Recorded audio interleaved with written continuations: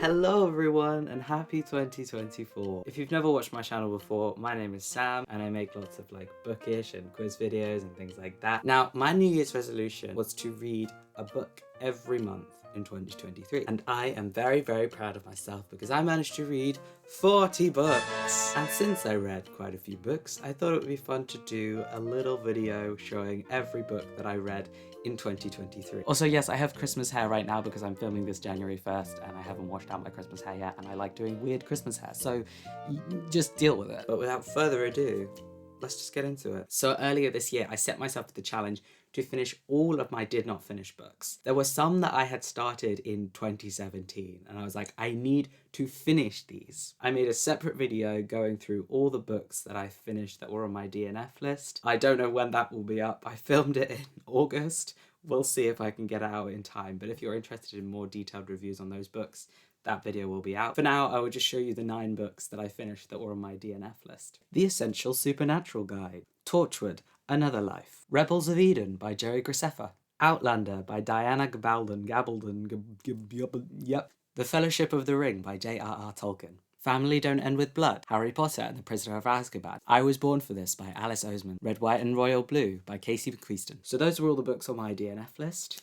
Now onto the books I read solely this year. First, I will talk about a series I read because it's on my shelf and I can't be bothered to get it down. This is the School for Good and Evil series by Soman Chinani. I have read the first 6 books in this series, which are the main books. I also have the 2 prequel books, which I am going to read this month, hopefully. Now, this series, I don't know how to feel about it. I enjoyed it. Obviously, I read 6 books, but I sort of would have read it even if I didn't enjoy it, probably, because I'm someone that once I set my mind to something, I have to complete it. These books are aimed more to a younger audience. I think 9 to 12, they're usually in age range wise. So it's a bit younger than I usually read, but it didn't feel like they were kids' books. I wasn't reading them very, very aware that they were for children. The reason I started reading these was because I saw the Netflix film adaptation of the first book and I quite enjoyed it. Now, what I did with these, because there are so many of them and because quite a lot of them are very chunky, I decided to read along with the audiobook. Just means as you're reading, you can take in the words a lot quicker because you're hearing them as well. I usually have my audiobooks on 2 times speed just to get through it a lot quicker, otherwise it can get quite tedious. But this narrator, Polly Lee,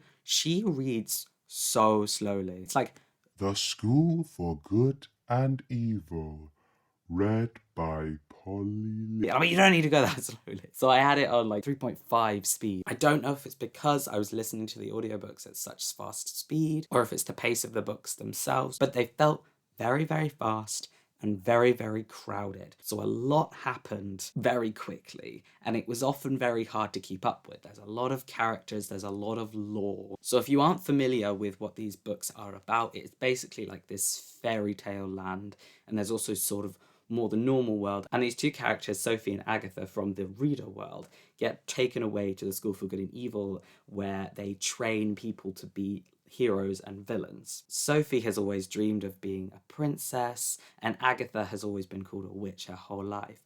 I bet you'll never guess what happens. Basically, the 2 get switched. Sophie is put in evil and Agatha is put in good, and all of the 6 books is about trying to think about whether they are actually good or evil. It takes 6 books to figure it out. There is a love triangle in this, which sometimes turns into a love square and a love all sorts, which does get a bit tedious sometimes. You're just pick one, just pick one. We should have decided this 3 books ago. I think the premise is fun, and he's obviously thought about this a lot because there's a lot that happens in these books. And I did enjoy reading them, but I wouldn't say that I was invested in any of the characters. When there were deaths, I didn't care. When people got together, I didn't care. Another thing I did this year whilst reading those books was I saw on TikTok someone did a Hunger Games reaping style thing for their books to try and read some of the books they'd had for ages. So I did the same thing and I put all their names into a bowl, and the ones I'd had longer I put more names of, and I picked them out, and I was going to read a book in between every School for Good and Evil book just to give me a little break. The first book that I pulled out was Simon versus the Homo sapien Agenda. I am very glad I did this Hunger Games reaping because this is a book I've had for quite a few years, and although I'd been meaning to read it for ages, it probably wasn't one I was going to pick out for myself just because I keep getting new books and reading them instead. But I'm so glad I did because I really, really enjoyed this book. It's written by Becky Albertalli. I had previously seen the film Love, Simon and also like the spin-off series Love, Victor, which I enjoyed, so I was pretty much aware of like what was going to happen, but it had been quite a few years, so I wasn't like completely in the know. It's about our main protagonist Simon, who is secretly in the closet, and he starts emailing with this anonymous student back and forth who is also gay, and the book is trying to figure out who he is. I think the characters are very likable and they're quite real. I also really like that sort of email format that they do in books sometimes, where it's like you have a break and then you have an email to read and things like that, very similar to like Red, White and Royal Blue. I found the sequel in a charity shop the other day, which is about his friend Leah, so I will be reading that at some point. I definitely would recommend this book, and if not, watch the film instead, but I feel like that's sacrilegious to say on BookTube.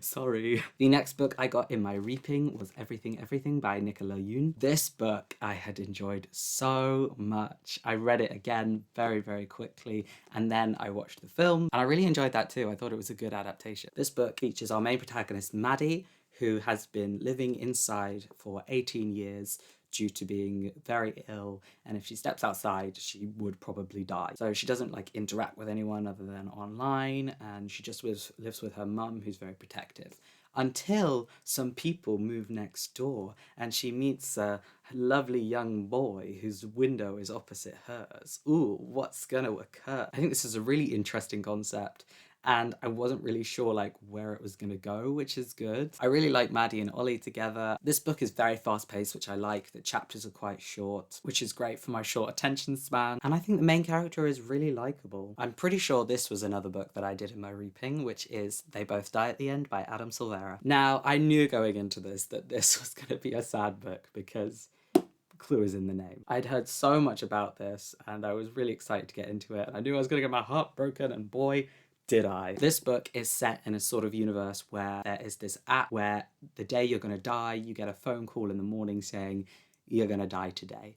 And it's set around these two main characters who in the morning both get that call, and then they find each other on an app and sort of spend the day together. It's really lovely, and it like really gets you thinking like, what would I do if I got told that this was my last day to live? This was my first ever read by Adam Silvera, and I think he's a very good writer. It's so stressful as well because the whole time you're like, they both die at the end, but the whole time you're like stressed about like, is this going to be it? Is this going to be the moment? And so are the characters as well. They're going, oh god, something's happening. Is this the time I die? The last book that I picked out of my Hunger Games reaping was Hitler's Secret by Rory Clements. Now this was something that I randomly picked up at the charity shop because it intrigued me. The blurb intrigued me. It's about a secret weapon that could, win them the war that they need to smuggle out of Germany. I was like, that sounds great. I'm not really one for historical fiction. I don't tend to read it. I tend to stick to YA, fantasy, romance, queer books, that sort of thing. But I thought, why not give it a try? And the reaping had spoken.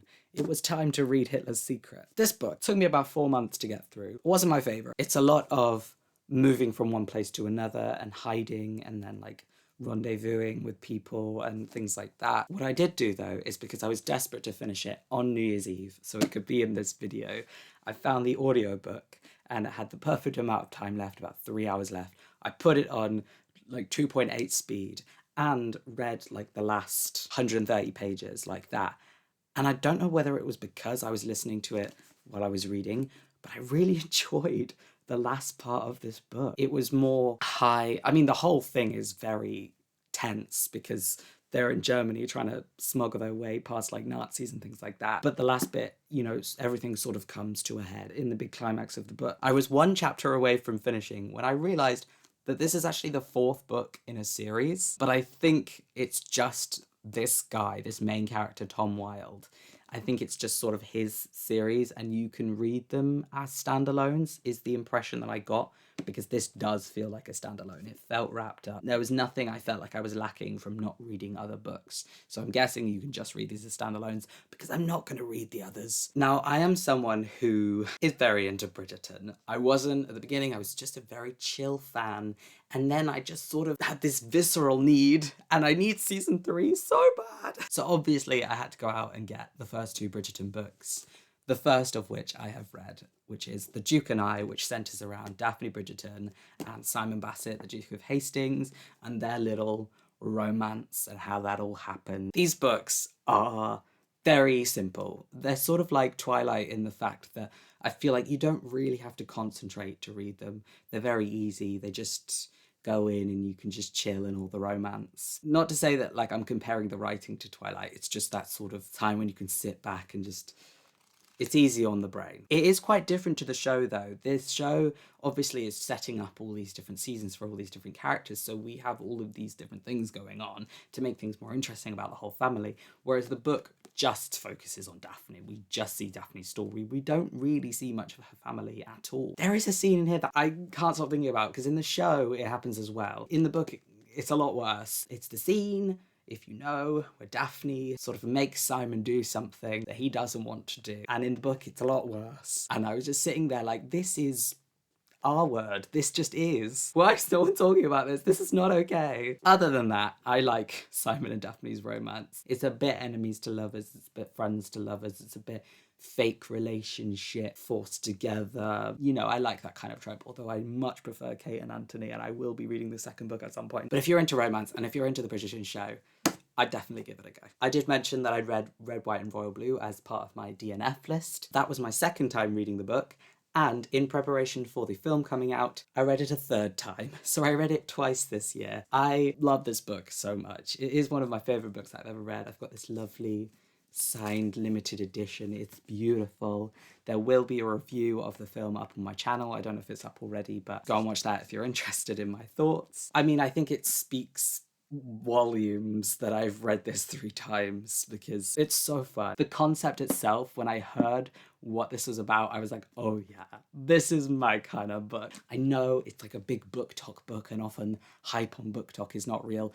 The hype is real. The hype is real. Do yourself a favor and read this book. Also, this book has the extra chapter from Henry's point of view at the end, which I'd never read before, and it sort of time skips and shows their life past the book, which was really exciting and very, very sweet, and I enjoyed it very much. Now, something that's very important about me is a big part of who I am a huge Doctor Who fan. These are my main bookshelf, but I have a whole Doctor Who bookshelf over there, which is all my DVDs and my figurines and all my books. I have a lot of Doctor Who books because I pick them up anytime I see them at charity shops, but I've only actually read 2 Doctor Who books, 1 Torchwood and 2 Class. Who knows if I'll get around to more. Who knows?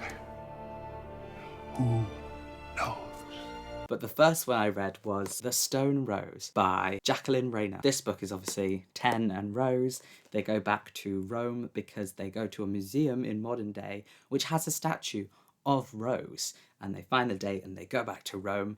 This story is really interesting actually. It's like about this sculptor who is like turning people into stone, which is really interesting. The ending I thought was a bit weird, like the way that they resolved everything and the reason behind the turning people into stone was a little odd. But I mean, hey, it's Doctor Who.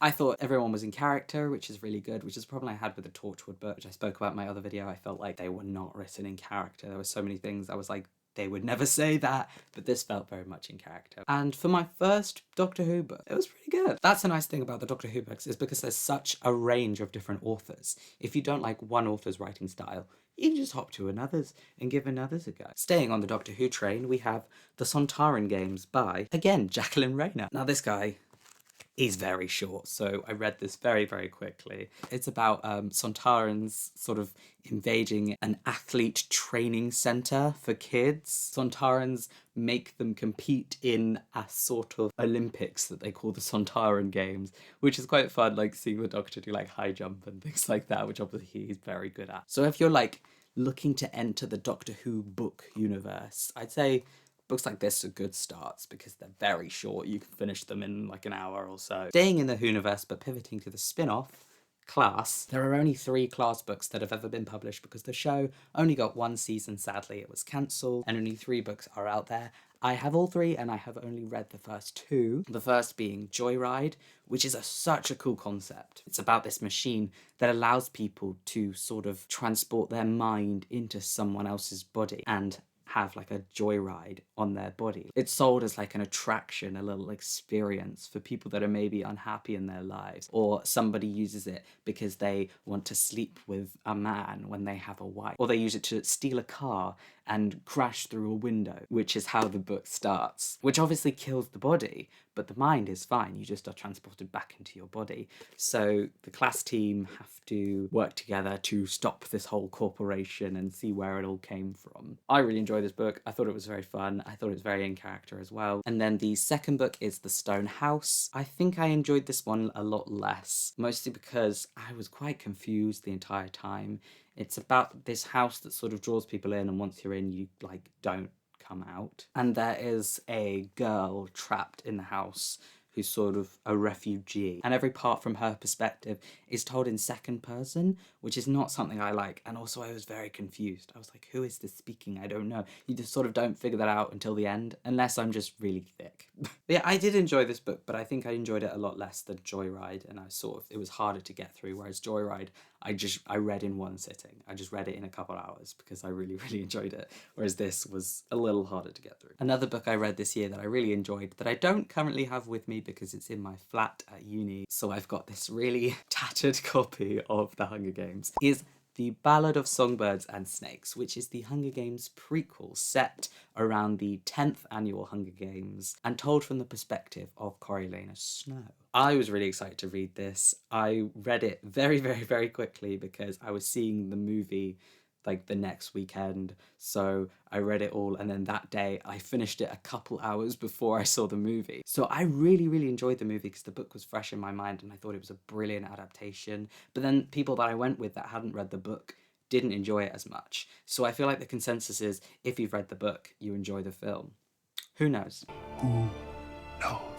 I always forget how much I enjoy Suzanne Collins' writing. The Hunger Games series is brilliant. If you haven't read The Ballad of Songbirds and Snakes, read it. It's really, really good. It gives you more of an insight into Snow. It doesn't make you like him. It just sort of explains why he is the way he is, but without giving him redemption. And it explains more of why he hates Katniss so much. She is a phenomenal writer, and the world building is amazing. And it's so interesting to see how different the games are when they first start out, because these ones, 74th, 75th, they're so modern.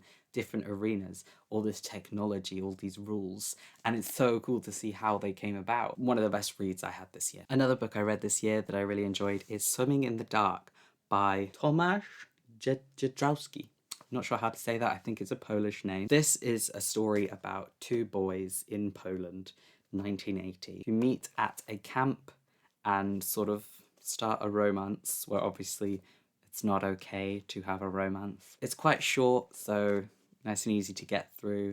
And although I didn't understand most of what was going on because it talks a lot about Polish politics, and I'm not very well versed on Polish politics, I enjoyed it nonetheless. Just as I enjoyed Red, White and Royal Blue whilst knowing pretty much nothing about the American political system. I think this was the first book I read this year, which is Something Fabulous by Alexis Hall. Now, when I read the blurb for this, I was so excited. I thought this is like my dream book. It's like Regency era-ish, I think, and it's gay. It's like this guy, Valentine, he's a duke, he proposes to this woman, and then she's like, no, and she runs off.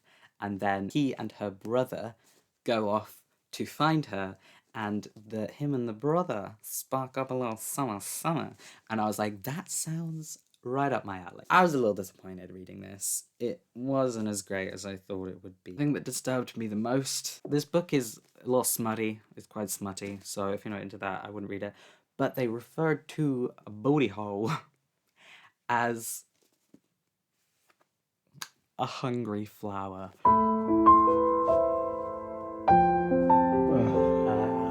And it was used a lot as well. It wasn't just like one off, like, ooh, that's not funny. It was like a lot. It was a lot.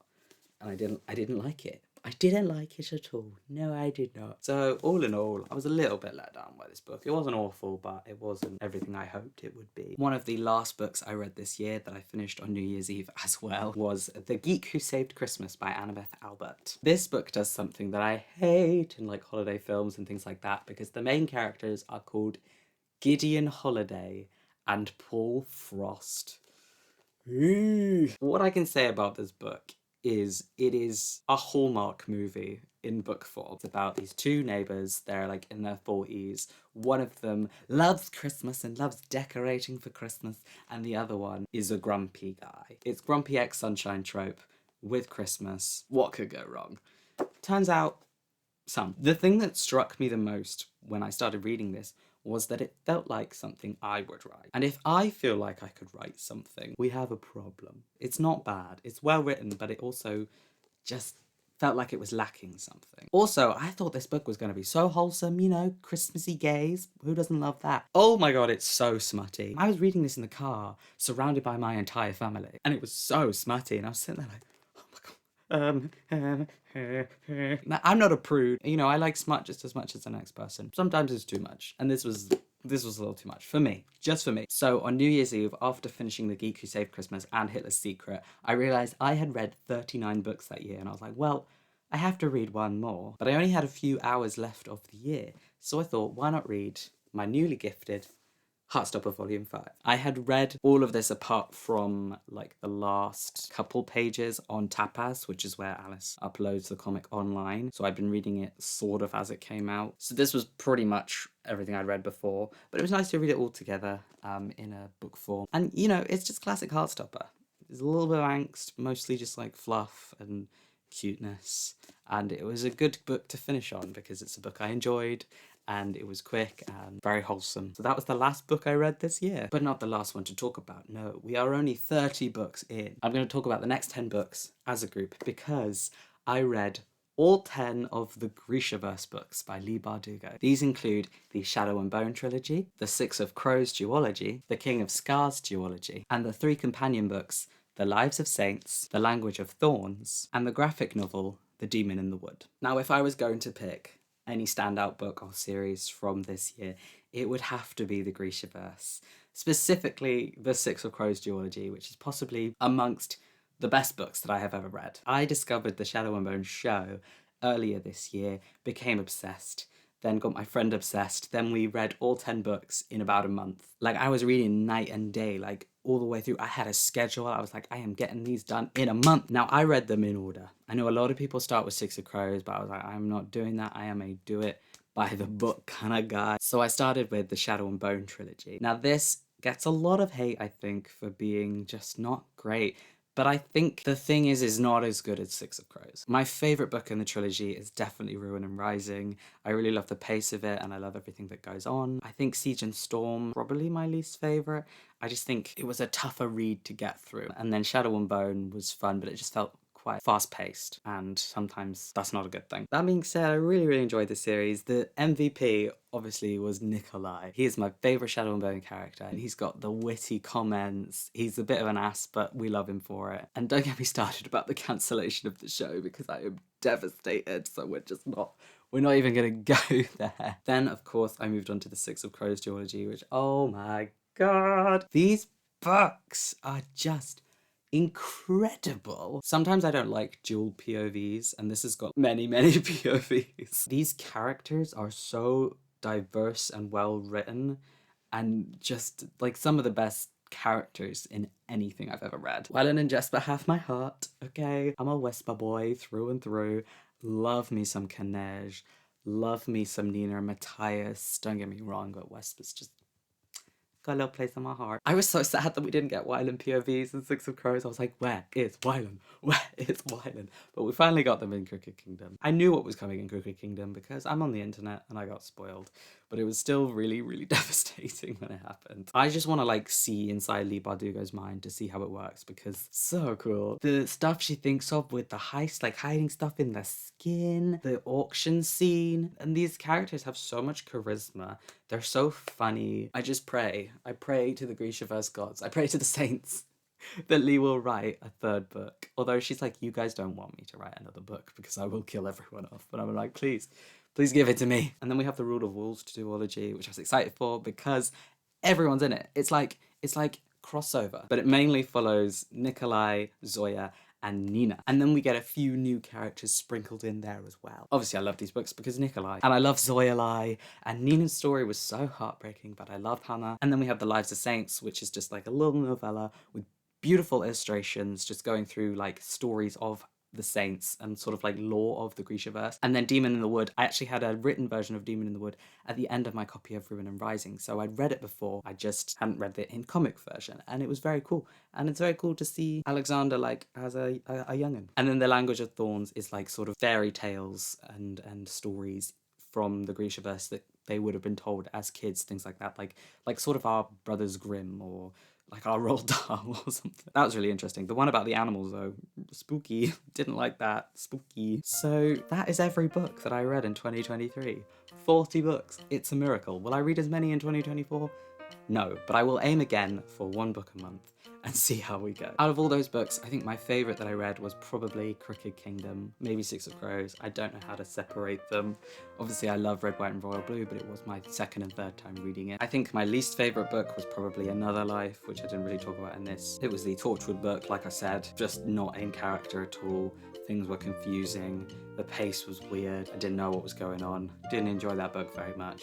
But I read it, I finished it, I'm not a quitter. I'm very, very excited for 2024. I think the first books on my list this year are the 2 prequel books in the School for Good and Evil series, and then we'll see what else the year holds. Actually, I'm reading Percy Jackson and loving it. What was your favourite book that you read this year, and how many did you get through? If it wasn't that many, that's okay. People get busy. I'm gonna be busy this year, I won't have much time. If you like this video, feel free to check out my others, feel free to subscribe and like and comment and all of that fun stuff. And I think I deserve a like because I've been squatting this entire video, because otherwise I would have been like this. I hope you enjoyed this video, and I hope that you had a great 2023, and if you didn't, I hope that 2024 is a brilliant year for you. Thank you so much for watching.